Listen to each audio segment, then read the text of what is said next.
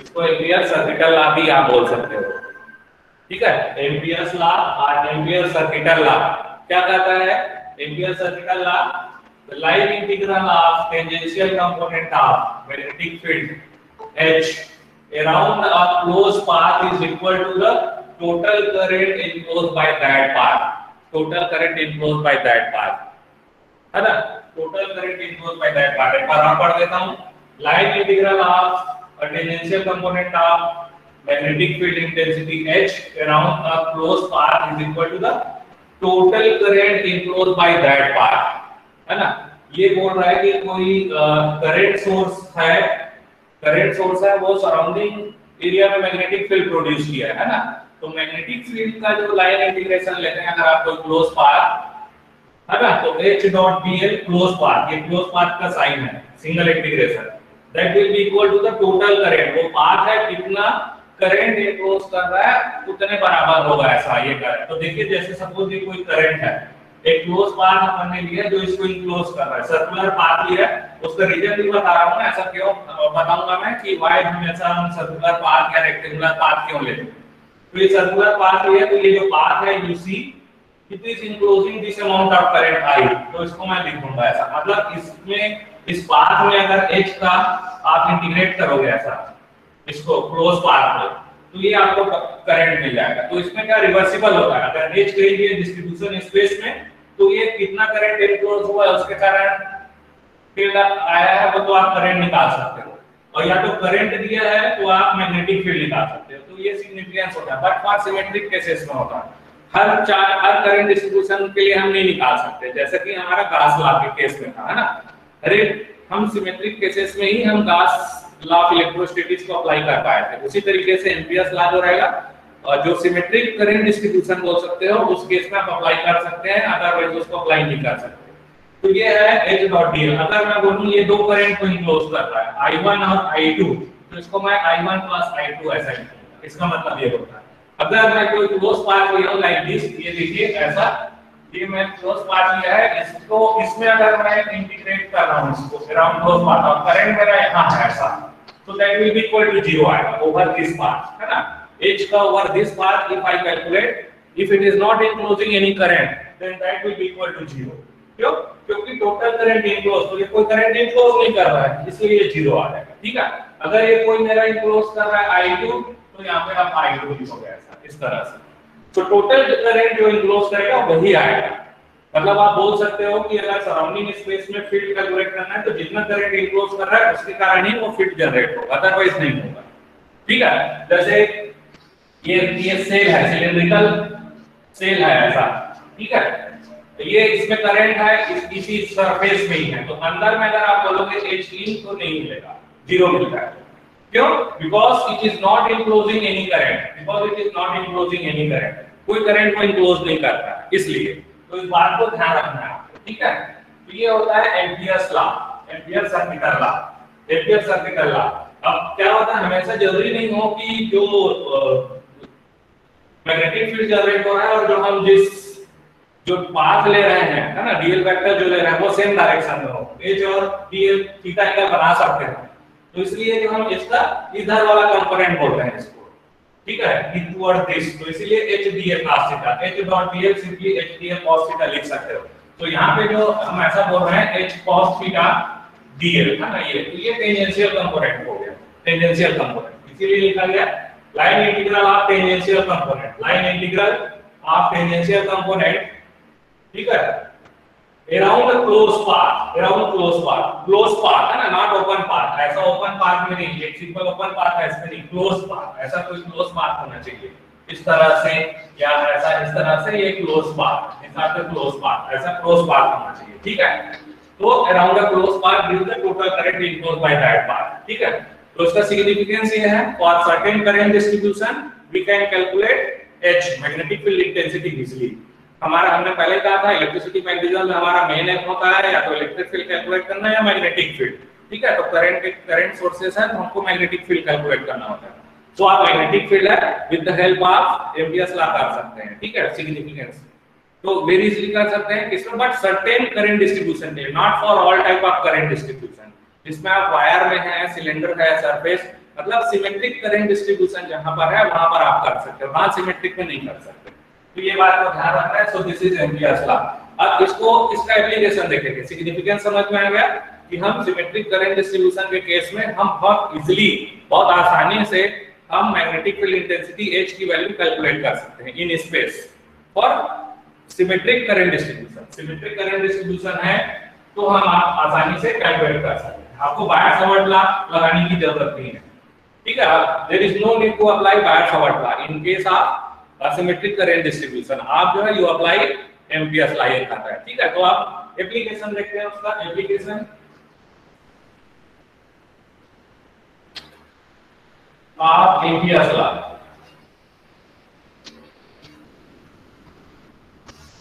Application of Ampere's law है ना, हम जब अप्लाई करेंगे तो इस फॉर्मूला है मैथमेटिकल H का close path integration gives total current I। तो इसमें हमने क्या कहा था कि आप H निकाल सकते हो अगर I दिया है, ठीक है। अगर आपको H दिया है तो आप I निकाल सकते हैं, ऐसा रहता है, वो देखेंगे हम दोनों केस, ठीक है, फॉर सिमेट्रिक करंट डिस्ट्रीब्यूशन। लेकिन कुछ गाइडलाइन है, जैसे कि हमने गाउस लॉ जो इलेक्ट्रोस्टैटिक्स में अप्लाई किए थे, तो आपको यहाँ भी गाइडलाइन है। तो गाइडलाइन क्या है? पहला, क्योंकि ये डॉट प्रोडक्ट है, हमेशा हमको एक क्लोज पाथ लेना पड़ेगा। टेक क्लोज पाथ लेना है, एक क्लोज पाथ भी लेना है, क्योंकि क्लोज पाथ इंटीग्रेशन है ना। कोई करंट, जैसे मुझे एक करंट दे दिया ऐसा, क्या मुझे इस तरह से सिलिंड्रिकल वायर में कोई करंट दे दिया ऐसा, जिसका रेडियस a है, इस तरह से, ठीक है। तो हमको एक क्लोज पाथ लेना है जो इस करंट को इनक्लोज करे। तो you can take close path like this, you can take close path like this, ऐसा ले सकते हो आप क्लोज पाथ। लेकिन हमको ऐसा लेना होता है कि इस ये जो क्लोज पाथ में जब H को हम कैलकुलेट करें तो आसानी से कैलकुलेट कर पाए। तो ये गाइडलाइन है, क्योंकि हमको सिंपलीफाई करना है, ना कि डिफिकल्ट करना है, ठीक है। तो ये बोलता है take a close path such that H dot dl जो है becomes 0 over a certain length। जैसे ये वाला 1 से लेके 2 बोला, तो 1 से लेके 2 में अगर 0 हो जाए, क्योंकि मेरे पास है ये क्लोज पाथ है, तो ये क्लोज पाथ में आप इसको 1 से लेके 2, 2 से लेके 3, 3 से लेके 4, 4 से लेके 1 ऐसा करेंगे तो पूरा क्लोज पाथ बनेगा, है ना।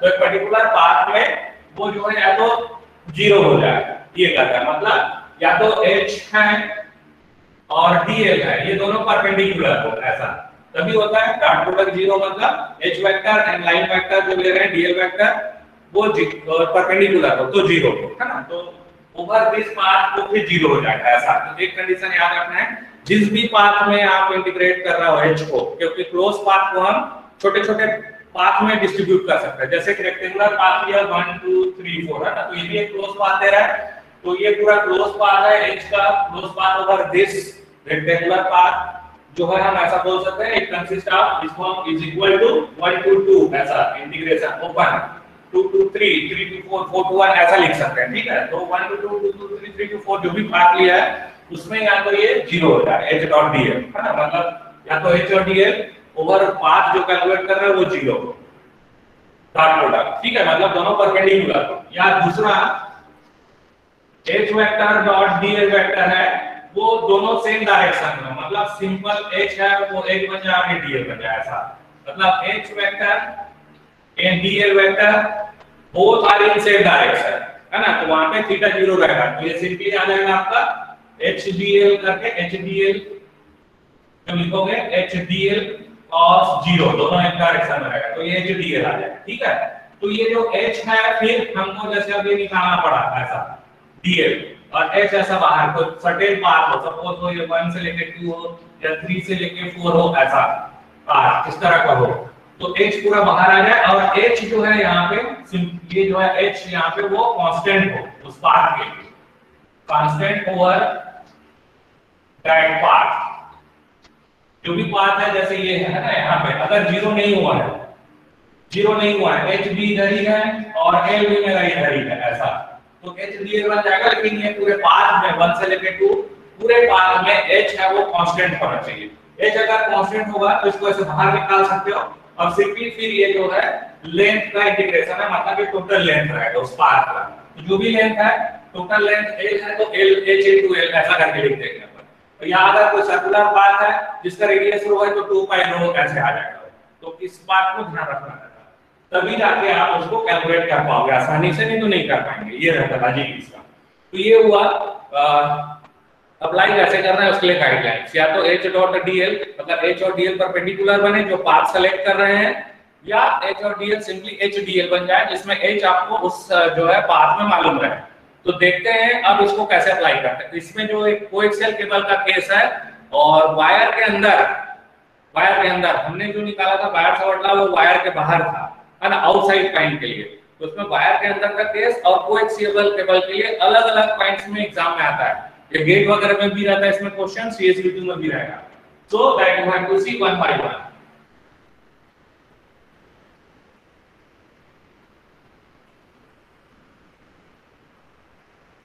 ठीक है, तो अगेन हम जो है देखने जा रहे हैं application of Ampere's law.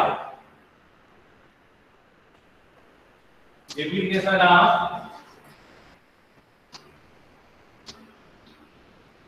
Amperes law. तो फर्स्ट केस है हम देखने जा रहे हैं। First case we are going to see long cylindrical wire. Long cylindrical wire carrying current I, carrying current I ऐसा। ठीक है, long cylindrical wire carrying I current, मतलब एक वायर है सिलेंड्रिकल वायर ऐसा,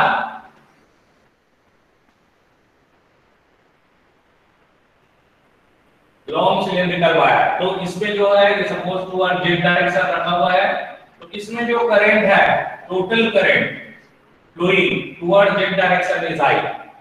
ठीक है, तो इसमें दो चीजें, सपोज इट्स रेडियस जो है, इस रेडियस जो है इज आर, रेडियस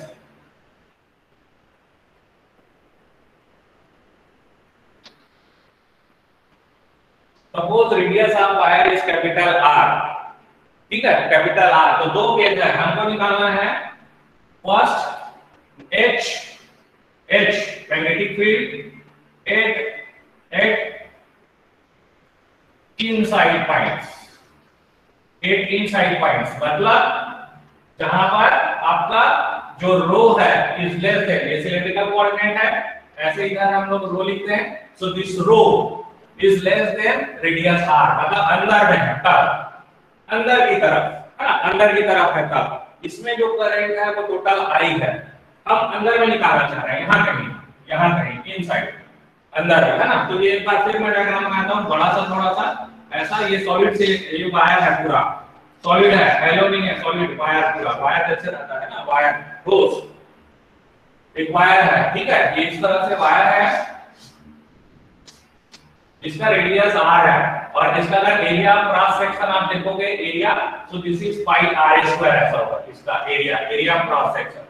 तो इस एरिया क्रॉस सेक्शन से जो करंट टोटल करंट होता है वो I होता है, याद रखिएगा, है ना, I होता है। I is a macroscopic quantity, not smaller quantity, it's a larger quantity over a certain surface.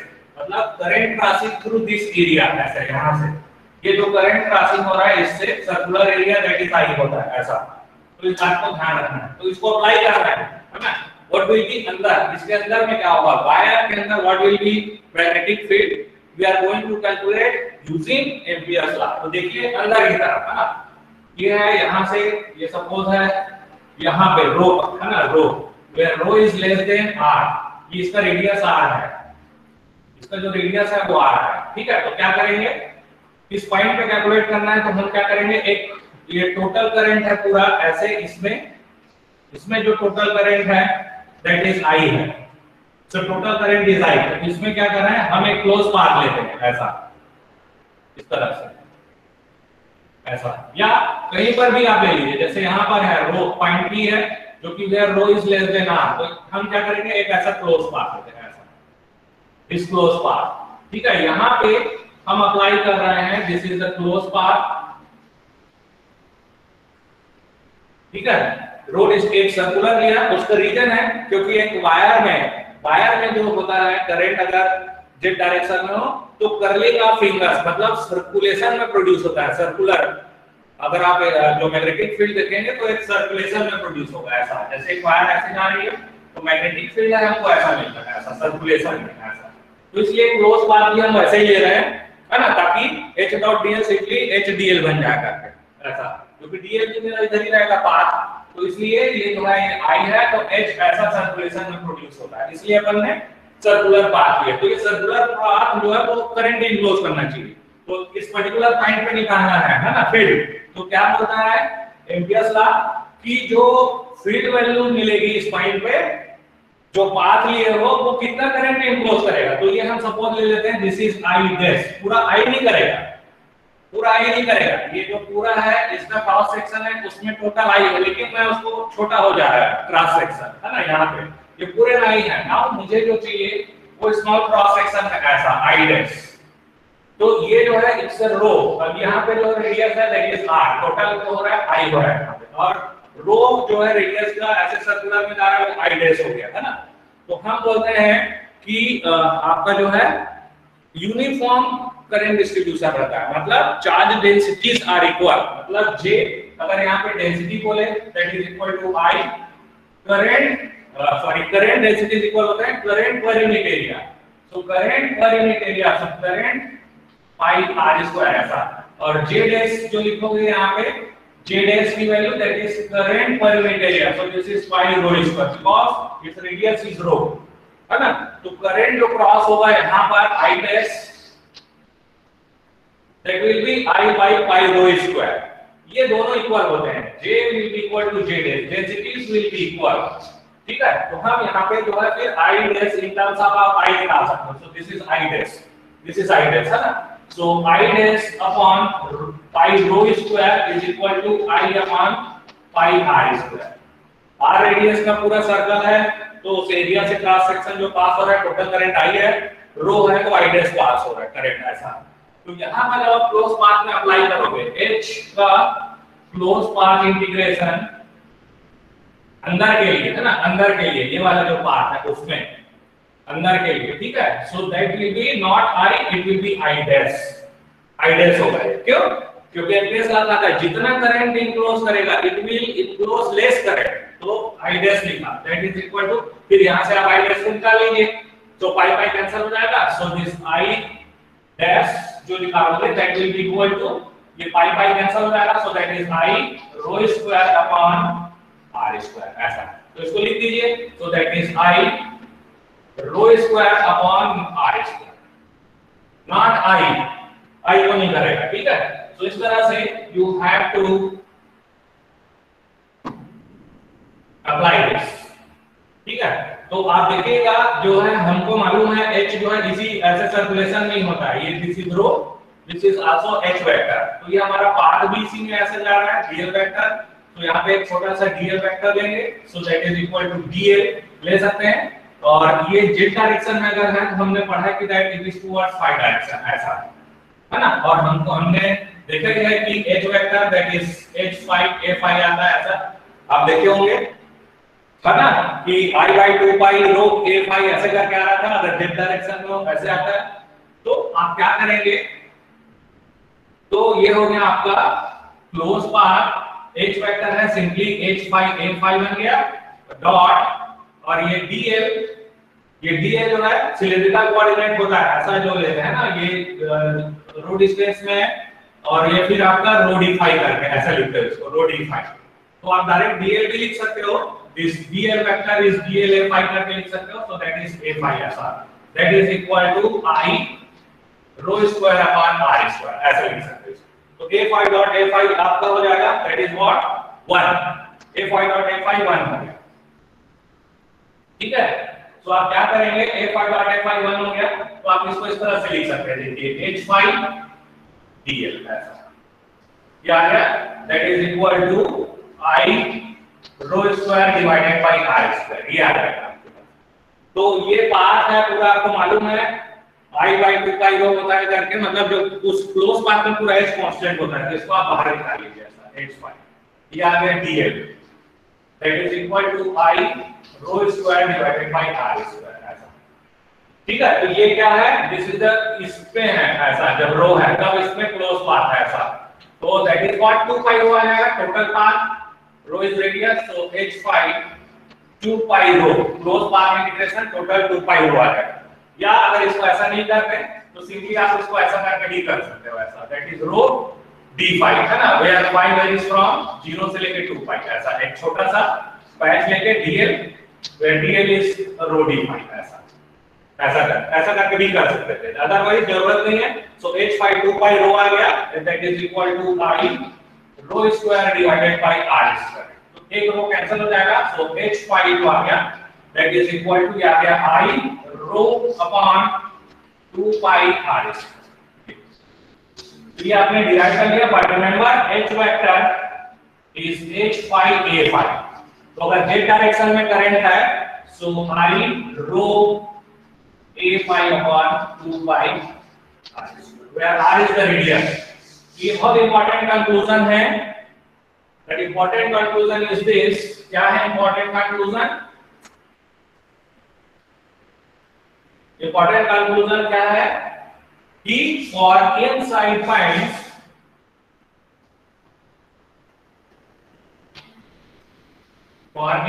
Points आपने जो निकाला h vector that is I rho upon 2 pi r square and that is a phi, मतलब h जो है that is directly proportional to rho, directly proportional to rho, है ना, मतलब अगर आप h का जो वेरिएशन है अगर प्लॉट करोगे दिस रो के साथ, तो ये इफ रो इज r है यहाँ पे, तो ये डायरेक्टली प्रोपोर्शनल है, so h is directly proportional to rho, और इधर जाएंगे मतलब अंदर, इन में, अंदर इनसाइड, और आउटसाइड में जाएंगे, ये गेट में आता है ये चीज, गेट में ऐसा डायग्राम बना हुआ रहेगा, अंदर और बाहर कौन सा है करके, तो ऐसे बहुत सारे डायग्राम रहेंगे, इधर ऐसे कांस्टेंट कर देगा, डाउन करेगा, या कोई जीरो कर देगा इसको अंदर में, तो ये अंदर की तरफ बढ़ेगा डिस्टेंस के साथ रो, देखिए डायरेक्टली प्रोपोर्शनल रो, और बाहर में जो है ये हमने तो कैलकुलेट कर लिया, एक बार और देखते हैं कि that h will be inversely proportional to rho ऐसे आएगा।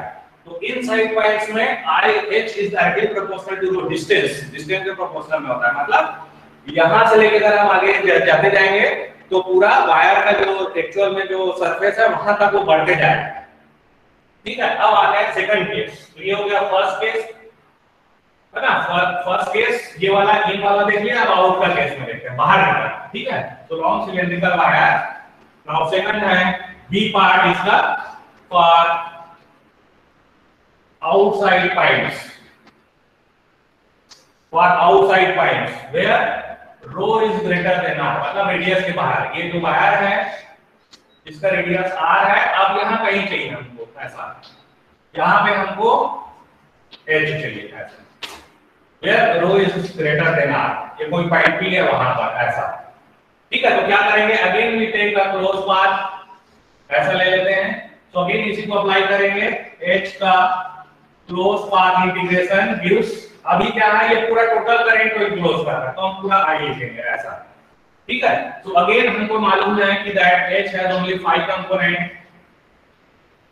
If the direction of current is z direction, है ना, राइट हैंड रूल से हम अगर करंट है तो curling of fingers give the direction of magnetic field, so it's nothing but phi direction in cylindrical coordinate, ठीक है। तो आप फिर इसको लिखोगे that is h phi a phi ऐसा, और इसमें जो dl वेक्टर है सिंपली dl a phi, इसी ये जो dl आप यहां में ले लीजिए dl वेक्टर, तो दिस इज dl, इधर रहेगा वो भी a phi, जो पाथ है इसीलिए ले रहे हैं क्लोज पाथ, तो ये a phi dot a phi 1 आ जाएगा, that is equal to I, so again h phi उस पाथ में अगेन सेम होता है, and this is equal to I, तो ये अगेन 2 pi rho आ जाएगा, so h phi 2 pi rho that is I, तो आपके पास आ गया यहाँ पे again h phi is equal to I divided by 2 pi rho, so h vector is equal to I divided by 2 pi rho, h vector is h phi a phi, so this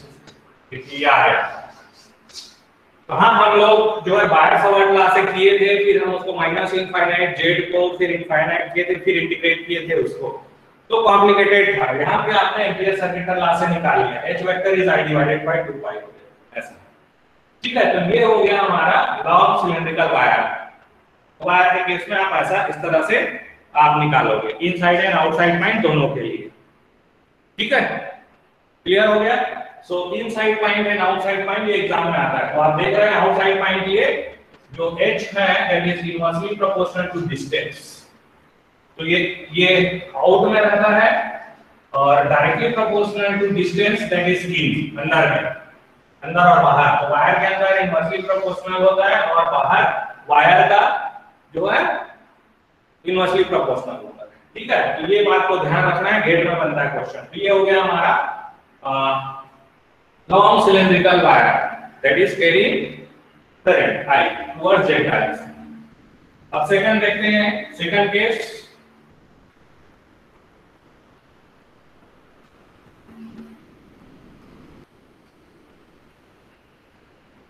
अब second case we see H, ठीक है, due to coaxial केबल, H due to coaxial cable. Coaxial cable कैसा होता है? Coaxial cable होता है इस तरह से, एक सिलिंड्रिकल वायर होता है, जो टीवी वाला जो वायर होता है आपका एंटीना, डिश एंटीना और जो टीवी के बीच में जो कनेक्ट होता है ना वायर, वो कोएक्सियल केबल होता है। उसमें आप देखेंगे एक सिलिंड्रिकल वायर होता है ऐसा, ठीक है, एक सिलिंड्रिकल वायर होता है। फिर यहाँ पे कुछ डाइइलेक्ट्रिक्स होता है, प्लास्टिक जो देखते हैं ना, इंसुलेटिंग मटेरियल होते हैं। तो इसका जो रेडियस है, सपोज ये a है ऐसा, a इज द रेडियस, ये सॉलिड है ऐसा पूरा सॉलिड सॉलिड सॉलिड, ठीक है, सॉलिड। अब इसमें अंदर मटेरियल रहेगा प्लास्टिक ऐसा, इस तरह से बीच में इंसर्ट कर देते हैं। तो यहाँ पे एक dielectric material epsilon r insert कर देते हैं ऐसा, बट इसका थोड़ा सा कुछ वो होता है, क्या सर्टेन सेल टाइप होता है जिसका कुछ थिकनेस रहेगा, ऐसा नहीं कि पूरा जो है थिकनेस जीरो, ऐसा नहीं ले सकते। तो ये जो है इसका इंटरनल जो रेडियस होता है वो b लेते हैं, और इसका जो आउटर रेडियस होता है वो c लेते हैं ऐसा। मतलब ये जो आउटर वाला है, आउटर वाला जो सिलिंड्रिकल वायर होता है ऐसा, आउटर वाला है ना, ऐसा है इस तरह से ये, ठीक है। तो इसमें क्या होता है कि ये अंदर वायर है ऐसा, उसको मैं सिंपली अभी यही दिखा रहा हूं ऐसा। तो जिसका रेडियस ये रहेगा, ये जो है मेरा b है इंटरनल रेडियस, और ये आउटर रेडियस है वो c है ऐसा, ठीक है, इसको ध्यान रखना है। तो ये कोएक्सियल केबल होता है। तो इसमें क्या होता है, जैसे इस डायरेक्शन में करंट है मेरा इनर वाले में, तो आउटर वाले में से बाहर की तरफ रहता है करंट, बाहर की तरफ उतना ही सेम करंट, जितना अंदर करंट घुसता है अंदर I करंट, उतना ही same amount of current reverse direction में मुझे मिलता है, ठीक है। तो यहाँ पे मुझे अलग अलग देखना है, फिर अंदर में बाहर में ऐसा करके, ठीक है। सो फर्स्ट है यहाँ पे ए पार्ट बोल सकते हो, when rho is less than a, मतलब कोएक्सियल केबल है, आपको यहाँ पे मैं बना देता हूँ इसको इस तरह से, देखिएगा ये इनर कंडक्टर हुआ और फिर ये आउटर कंडक्टर, ये a है इसका रेडियस, फिर ये बाहर वाला है इसका b हो गया, बट ये इसका कुछ थिकनेस होता है ना। तो ये inner radius is b, outer conductor का ऐसा इस तरह से। तो दिस वन जो है ये दिस वन इज c ऐसा, और यहाँ पे बीच में कोई डाइलेक्ट्रिक मटेरियल या एयर भी रहता है कई बार, है ना, तो हम कोई डाइलेक्ट्रिक मटेरियल एप्सिलॉन r डाल देते हैं बीच में ऐसा, ठीक है। तो यहाँ पे डाइलेक्ट्रिक मटेरियल होता है सर्टेन डाइलेक्ट्रिक कांस्टेंट का ऐसा, ठीक। तो ये हो गया कोएक्सियल केबल। तो ये जो when rho is less than a है ना, मतलब इनर कंडक्टर, यहाँ पे मैं बता देता हूँ, जो इनर कंडक्टर है, इनर कंडक्टर उसकी जो रेडियस है that is a, small a, ठीक है। फिर जो आउटर कंडक्टर है, आउटर कंडक्टर आउटर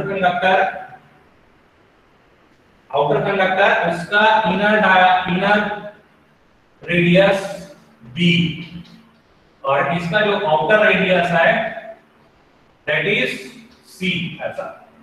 तो इसमें जो है करंट ऊपर की तरफ ले जाएगा ऐसा मान लो, ठीक है आई, और इसमें जो है ना नीचे की तरफ ऐसा, नीचे की तरफ आई। तो हम चाह रहे हैं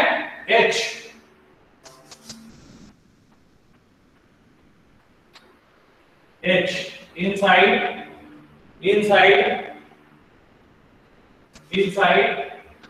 first wire, h inside first wire मतलब जहां पे रो इज लेस देन a अंदर में, ठीक है। तो अंदर में मतलब ये इस तरह से इसके अंदर चाह रहे हैं हम लोग, इसके अंदर ये जो a है इसको हम यहां कहेंगे रो डिस्टेंस। फिर अगर एक ऐसा क्लोज पाथ लेंगे हम लोग, ठीक है, तो वहां पे आप अप्लाई करोगे so h dot dl is equal to ये पूरा, ये i इसमें है, एक ये पूरा है रेडियस वहां पे, बट रो पे i डैश लेते हैं ऐसा, तो ये i डैश आएगा ऐसा।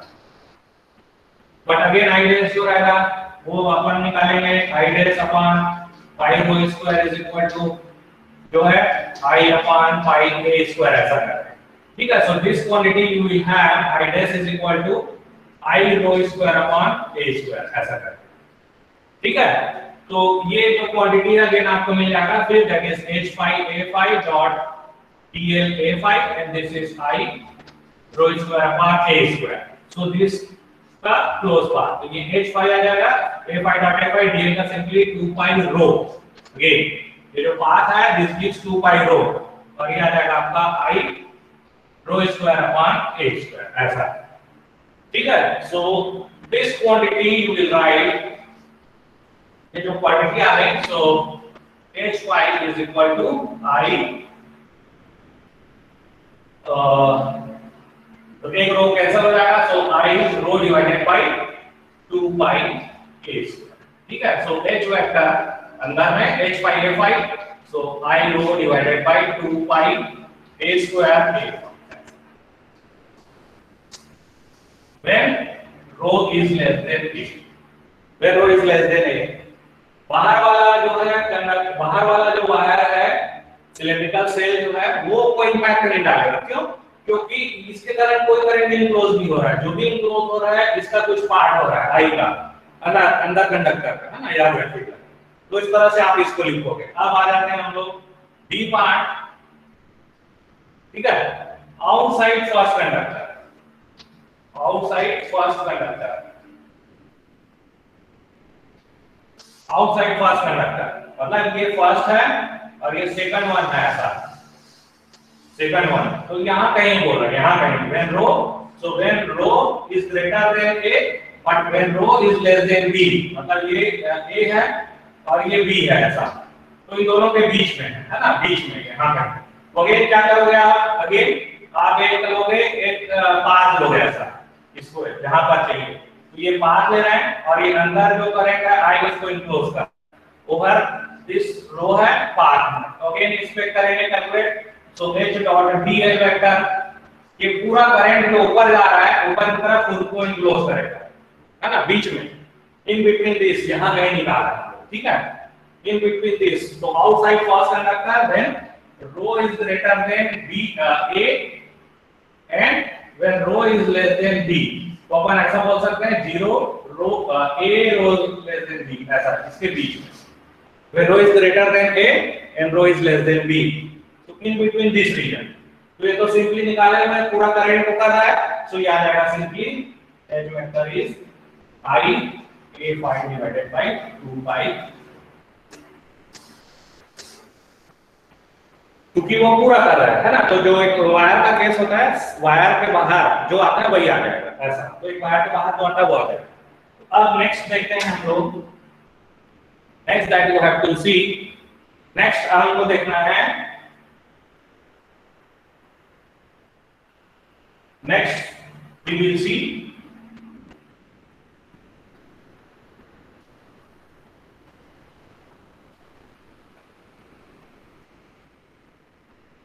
थर्ड केस,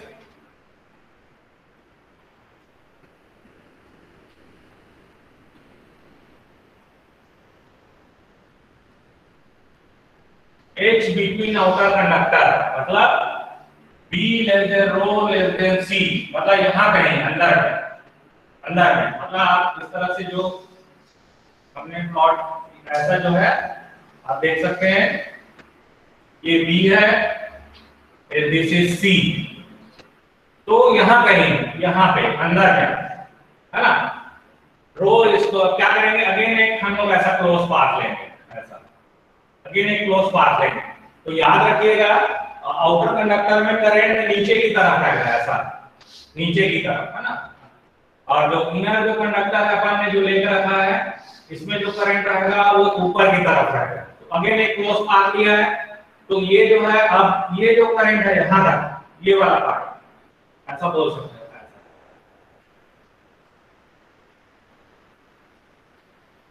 ये जो पार्ट रहेगा ये बी रहेगा और ये पार्ट ऐसा रो रहेगा। तो यहाँ पे जो करंट है ना नीचे की तरफ, suppose this is I dash, नीचे की तरफ ऐसा, क्योंकि आई बाहर में है, बाहर वाले में नीचे है टोटल आई, तो इसको क्या लिखोगे फिर अप्लाई कर रहा है h dot dl vector is equal to कहां पर ये वाला part, this is close path है ना, इस पॉइंट पे चाहिए हमको p जो कि B से ग्रेटर है और C से लेस है अंदर आउटर कंडक्टर के बीच में, ठीक है। तो क्या करेंगे एट दिस पॉइंट P, तो कहां पे ये क्या करेगा अंदर में जो कंडक्टर है उसको तो पूरा क्लोज कर रहा है ऊपर में, ठीक है, और नीचे में कितना है ये नीचे जा रहा है, तो इसलिए इसको आई डैश करके नीचे ऊपर और नीचे, क्यों क्योंकि दोनों अलग अलग डायरेक्शन में प्रोड्यूस करेगा, एक Fi करेगा तो एक माइनस Fi में करेगा, तो उसको कैंसिल करते हुए ऐसा, तो I माइनस आई डैश क्योंकि ये ऊपर में है और दूसरे वाले में नीचे की तरफ कुछ नहीं होता है, लेकिन ये पूरे को क्लोज नहीं करेगा, तो ये आई डैश लिखा, ठीक है। अब यहाँ पे जो है आई डैश जो है करंट डेंसिटीज इक्वल होते हैं, तो आई डैश यहाँ पे इसका क्रॉस सेक्शन में सर्कुलर क्रॉस सेक्शन जो बन रहा है ना यहाँ पे ऐसा, इसमें कितना जाएगा डिस्क, तो इसका एरिया कैसा रहेगा, this is pi rho square minus pi B square ऐसा, ठीक है, that is equal to I dash upon, अब इसमें जो आई करंट है वो कितने में है, ये जो आई ऐसा जो देख रहे हो आप करंट आई नीचे की तरफ जो है आई, तो ये है बी और ये सी ऐसा, तो कितना क्रॉस सेक्शन में है वो ऐसा, तो that is equal to I dash upon pi C square minus pi B square ऐसा। तो यहां से आप आई डैश निकाल लेते हैं, पाई पाई कैंसिल हो जाएगा, सो दैट इज सॉरी ये आई रहेगा ऐसा, so I into rho square minus b square and this is nothing but c square minus b square ऐसा, तो ये कितना आई डैश अपने को मिलेगा, ठीक है। तो यहां पर आ जाते हैं, तो बहुत इंपॉर्टेंट है ये आपका गेट वगैरह में, गेट में भी और सीएसवीटी में भी आ चुका है, सीएसवीटी एग्जाम में गेट में ये सब पूछते हैं, ठीक है। तो आप जो है इसको निकाल सकते हैं, तो आप आगे चलते हैं। सो h का क्लोज पाथ इंटीग्रेशन कहां पर है, ये b से बड़ा है रो और c से छोटा है, that is equal to i minus i rho square minus b square upon c square minus b square. तो पहले हम इधर को लिख लेते हैं पूरा, तो i बाहर निकालो आप है ना, i बाहर निकालो, ये आ जाएगा c square minus b square, फिर ये minus rho square plus b square ऐसा divided by c square minus b square. तो आप देखेंगे यहाँ पे बी स्क्वायर कैंसिल हो जाएगा, तो ये आ जाएगा आपके पास I c square minus rho square divided by c square minus b square ऐसा। और इधर जब आप कैलकुलेट करेंगे तो ये simply h5 dl close path and h5 again 2 pi rho ऐसा, where rho is in between b and c, so that is equal to I c square minus rho square divided by c square minus b square, so h5 that is equal to I c square minus rho square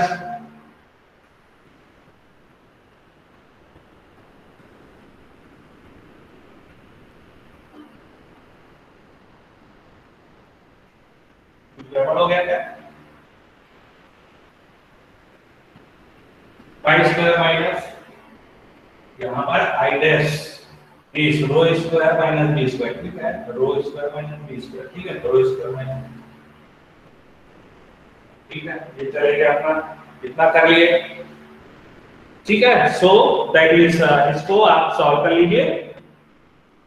नीचे आ गया 2 पाई रो c square minus b square, तो ये आ गया हमारा। तो इस case में हमारा जो है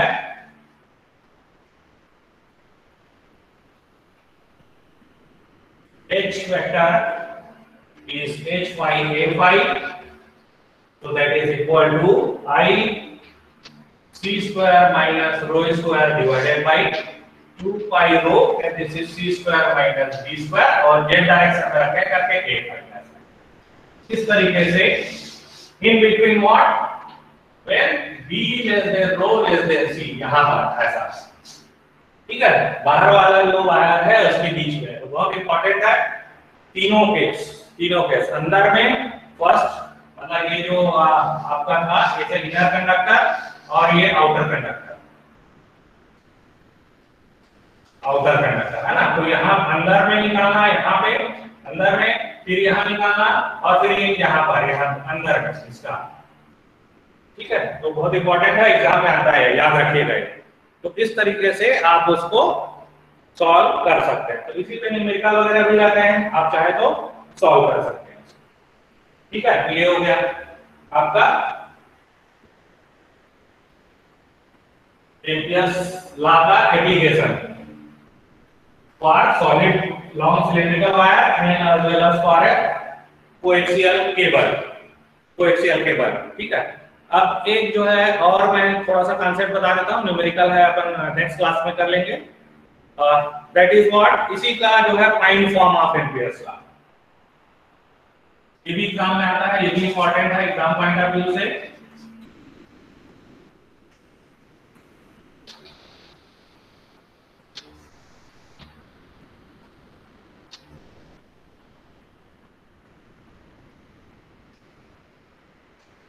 fine form of Ampere's law ये होता है curl of h vector that is j vector, ऐसा लिखते हैं j वेक्टर, है ना। This is curl of h vector is equal to j vector, इसको लिखते हैं हम लोग curl h that is gives you j।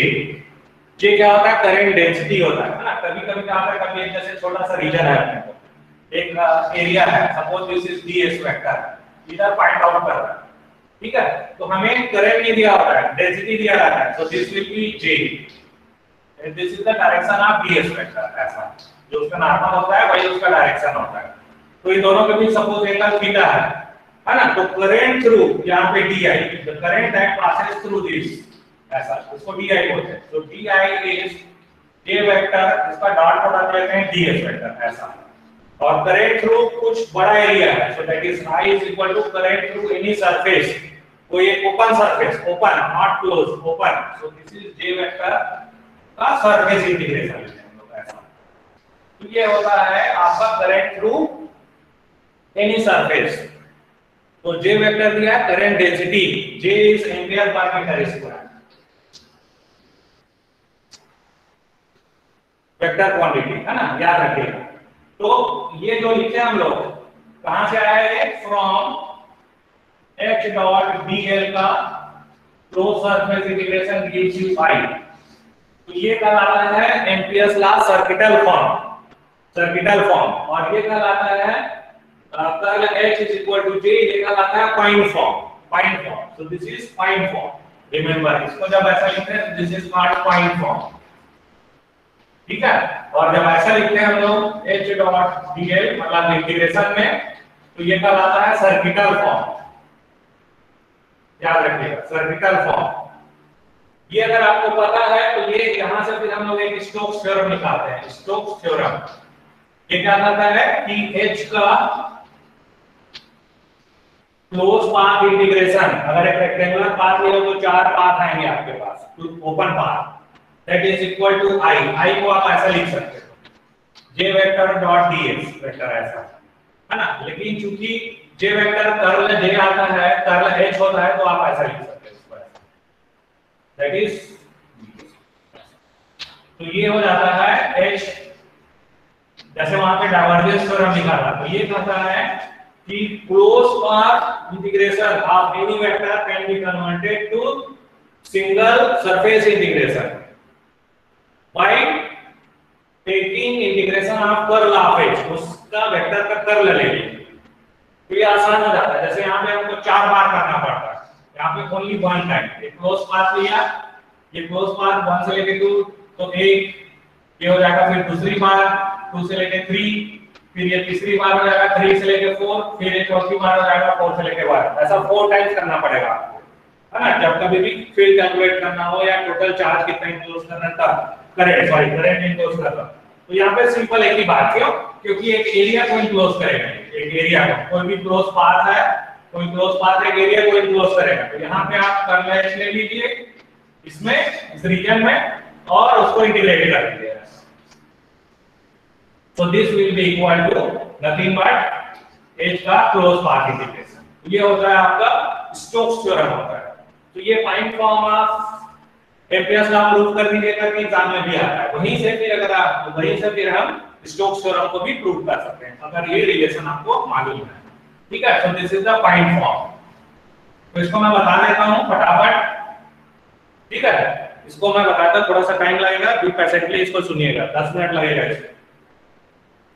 देखिए ध्यान से, एक कोई क्लोज पाथ ले रहा हूं मैं,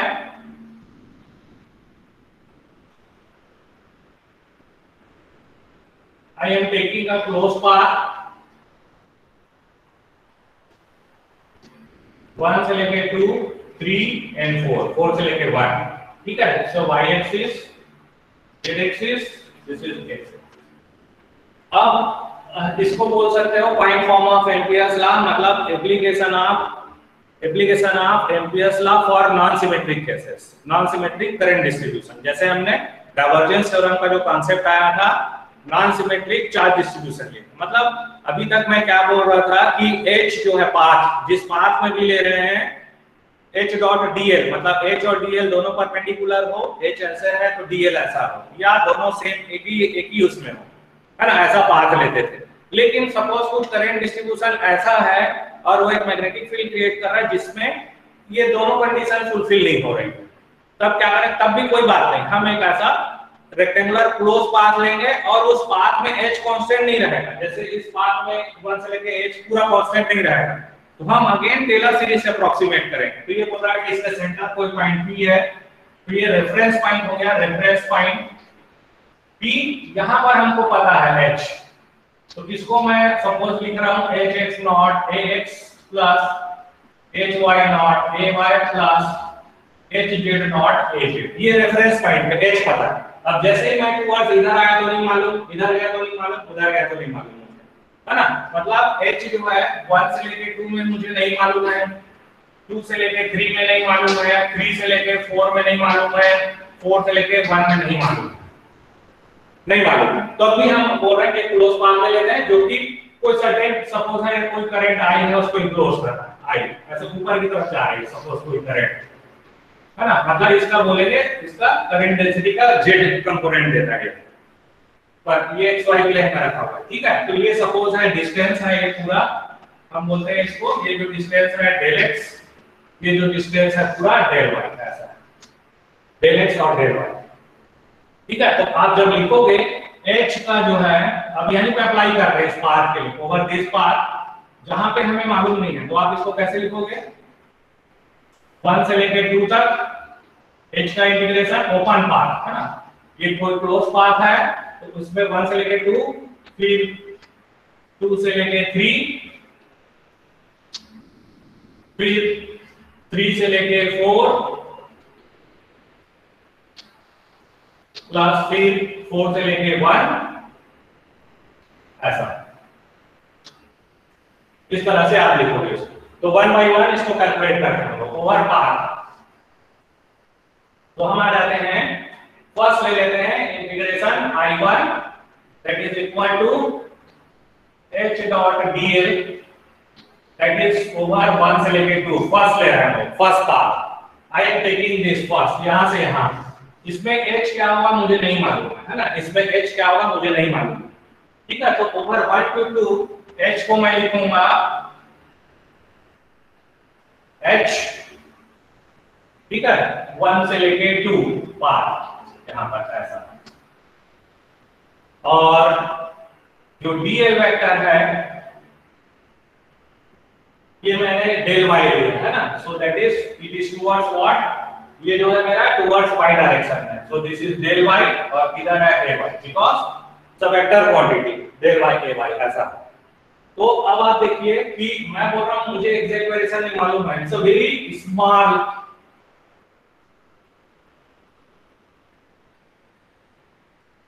और एक छोटा सा क्लोज पाथ है ना, बहुत छोटा सा पाथ है, जैसे वहां पे एक शुगर बॉल बहुत छोटा सा लिए वैसे एकदम छोटा सा पाथ लिए हैं, तो हम इसको अप्रोक्सीमेट कर रहे हैं, ये अप्रोक्सीमेट कर रहे हैं, ये पूरा इंटीग्रेट करने की जरूरत नहीं है, बहुत छोटा सा एरिया है।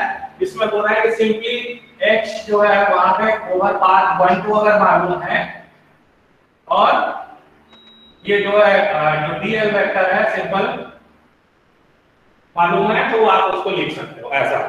तो व्हाट इज दिस, ये देखना है आपको। सो ये मेरे पास आ जाएगा I1 दैट इज 1 से लेके 2 h, तो ये अप्रोक्सीमेशन में आ गया, एग्जैक्ट नहीं है, ठीक है।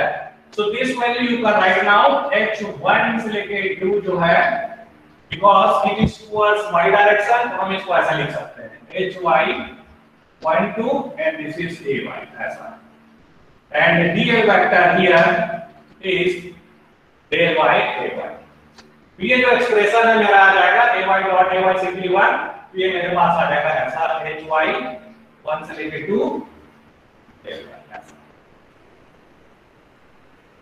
ठीक है। अब इसको मैं अप्रोक्सीमेट करता हूं टेलर सीरीज से, ठीक है। So hy 1 2 I will approximate using Taylor series. तो कभी भी कोई भी फंक्शन लिखते हैं जैसे fx लिखा है ना, तो हम f0 plus x f dash x ऐसा लिखते हैं। तो रेफरेंस देखिए आप कैसे लिख रहा हूं, मुझे मैं यहां पे मालूम है मैं इधर जा रहा हूं ऐसे, यहां से लेके फिर ये यहां से कैसे जा रहा हूं, मतलब मेरा x वेरी हो रहा है, इधर x अलग रहेगा फिर x ऐसे अलग मिलेगा, मतलब टुवर्ड्स x जा रहा हूं ऐसा। तो ये सेंटर में है, यहां से ये del x by 2 रहेगा ऐसा, और उधर जाओगे तो ये माइनस del x by 2 रहेगा। तो I am writing for path, ये देखिए पॉइंट P है, इस पाथ के लिए लिख रहा हूं ऐसा 1 से लेके 2, ये जो डिस्टेंस है this is del x by 2, ठीक है। और मैं जा रहा हूं इधर टुवर्ड्स y डायरेक्शन में जा रहा हूं ऐसा, ये y डायरेक्शन, तो इसको लिखोगे आप y डायरेक्शन में जा रहा है, तो यहां पे इसकी रेफरेंस वैल्यू hy0 है, hy0 प्लस ये कितना डिस्टेंस पर है del x by 2, ठीक है। अब ये y चेंज हो रहा है किसके साथ, ऐसे x के साथ, तो मैं लिखता हूं इसको del hy by, ठीक है। तो ये लिखोगे आप उससे, तो ये आ गया आपके पास first integration I1 is equal to 1 से लेके 2 that is h vector dot dl vector that is approximately, अब उसको पूरा लिख दीजिए। सो ये आ गया मेरे पास hy0 plus del x by 2 del hy by del x and this is del y। तो इसको आप बोल लीजिए दिस इज एक्सप्रेशन नंबर 8 ऐसा, या नाउ नेक्स्ट है we are going to calculate for just opposite वाला लेते हैं हम लोग, ठीक है। जस्ट अपोजिट लेते हैं, तो मैं एक बार बता देता हूं इसको।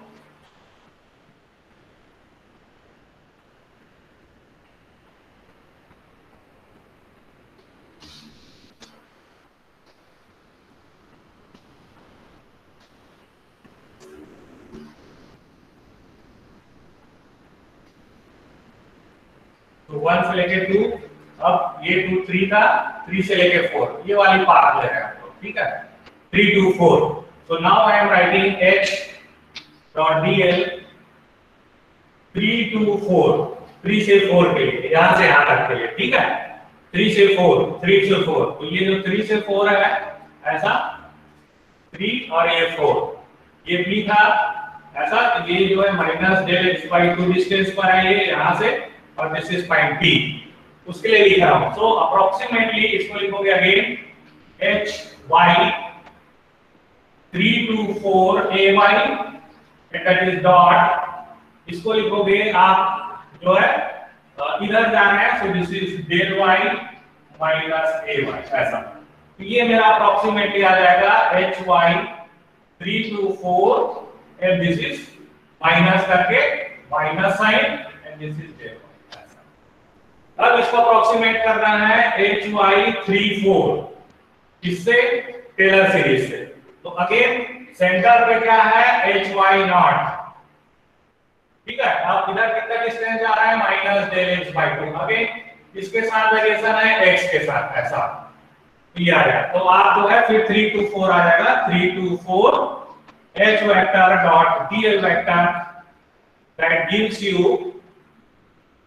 hy naught minus del x by 2 and this is del hy by del x। ये माइनस कर रहा है, तो ये माइनस रहेगा यहाँ पे एंड दैट इज डेल,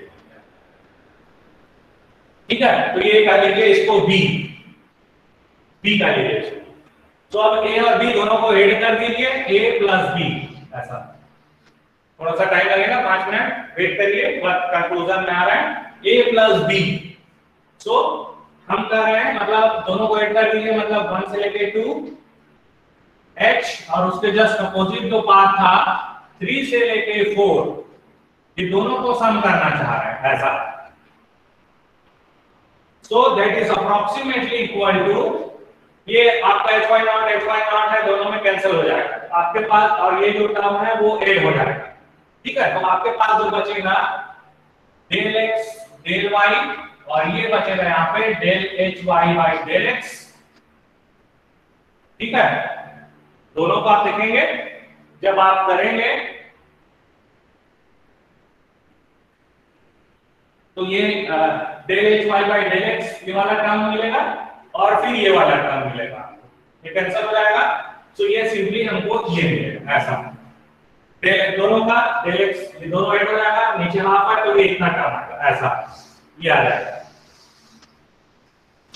अब आपको चाहिए,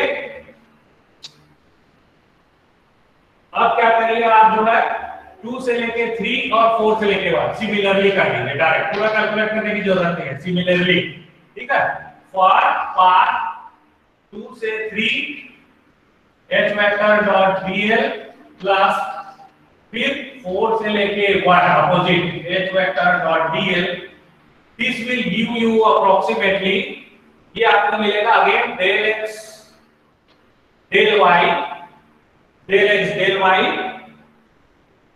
है ना, डेल x डेल y, और ये जो मिलेगा आपको माइनस करके minus del x del y और यहाँ पे del hx divided by del y, ऐसा इस तरह से, ठीक है। तो आपके पास आ गया, ऐड कर दीजिए। सो आपके पास आ जाएगा h vector dot dl, same apply करेंगे बट आप सिमिलरली करके लिख सकते हैं। सो दिस इज अप्रोक्सीमेशन, क्या जाएगा आपके पास del hy by del x minus del hx by del y and this is del x del y, ऐसा इस तरह से आ जाएगा आपके पास, ठीक है। सो इसको बोलते हैं हम लोग h vector dot dl vector divided by ये del x del y, this is approximately equal to del hy by del x minus del hx by del y, ऐसा आ जाएगा। तो ये जो पार्ट है इसको हम लोग बोलते हैं that is z component part, ऐसा आएगा, उसको बोलते हैं। तो ये इस तरह से जो है वो आप जो है कर्ल नथिंग बट एक कर्ल होता है पार्ट, है ना। मैं यहाँ पे लिख देता हूँ कर्ल h, तो लिखते हैं हम लोग ax ay az del by del x del by del y del by del z, this is hx hy hz, है ना। तो इसका जो है आप लिखते हो तो इसको ऐसे लिख सकते हो jx plus ay plus jz.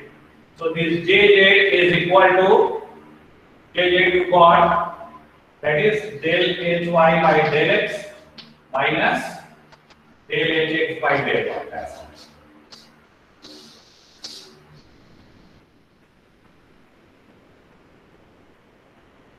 तो ये हुआ if you take this is in xy plane, xy plane में लेते हैं तो हमें इस तरह से एक्सप्रेशन मिलेगा, ऐसा ये इस तरह से एक्सप्रेशन मिलता है। तो ये जो है you right here del h dot here divided by del h del y and it is nothing but area. This is del x, इसका एरिया है ना, ये एरिया होता है। तो ये आप देखेंगे ये अप्रोक्सीमेशन में है, तो अगर कांसेप्ट आ रहा है that is the curve h vector is defined as h का close path integration divided by area it encloses where s is tending towards 0 limit में। जैसे वहां पे क्या किए थे d dot ds close surface integration, वो एक वैल्यू की क्लोज करना है, वैल्यू को 0 कर रहा है। तो यहाँ पे हम एरिया को 0 मतलब ये श्रिंक करेगा एक पॉइंट p, तो ये एग्जैक्ट में आ जाएगा दैट इज jz ऐसा। फिर क्या होता है ये हम ऊपर लिखते हैं this is what current per unit area where area tending towards 0, तो ये करंट डेंसिटी आता है ऐसा। सो जो अप्रोक्सीमेशन साइन है इट बिकम्स दिस, है ना। तो इसको हम लोग ऐसा बोलते हैं this is curl of h vector जो कि आपका z कंपोनेंट दे रहा है यहाँ पे, z कंपोनेंट xy प्लेन में है, तो जो करंट है crossing through that area, xy plane में लेंगे तो जो करंट है वो z डायरेक्शन में ऐसा बोलेंगे, करंट है उस एरिया को क्रॉस करते हुए z डायरेक्शन में जा रहा है, तो ये z कंपोनेंट ऐसा लिखेंगे, ठीक है। तो ये जो पाथ है डिपेंड करता है आपने किधर लिया है ना पाथ। अब जैसे मैं सपोज उसको आप yz प्लेन में लेते हैं, लिख देता हूं मैं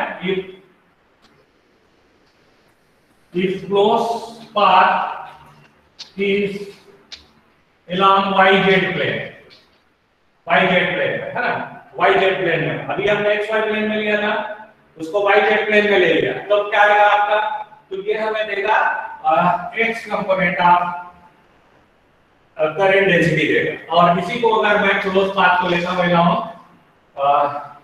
xz प्लेन, तो ये मुझे jy देगा ऐसा। तो यहाँ पे मैं लिख देता हूं that is what h dot dl है ना divided by del s, so this del s will be equal to del y del z, it will give the value of approximately jx and that will be approximately equal to, जब आप करेंगे इसको, so this expression you will get del hz by del y minus del hy by del z ऐसा, ठीक है। और अगर इसी को मैं ले लेता हूं h dot dl if this is over xz plane, so that will be approximately मुझे मिलेगा उसका y component, that is approximately equal to y component when you write this gives you del hx by del z minus del hz by del x ऐसा। इस तरह से हमको मिलता है। मतलब आप बोल सकते हो कि दिस कर्ल ऑफ h जब आप लिखते हो कर्ल ऑफ h लिखते हो, सो दिस इज नथिंग बट पूरा आपका डेल जो है h y by del z minus del h y del h z by del y, this is ax ऐसा, plus ay and this is del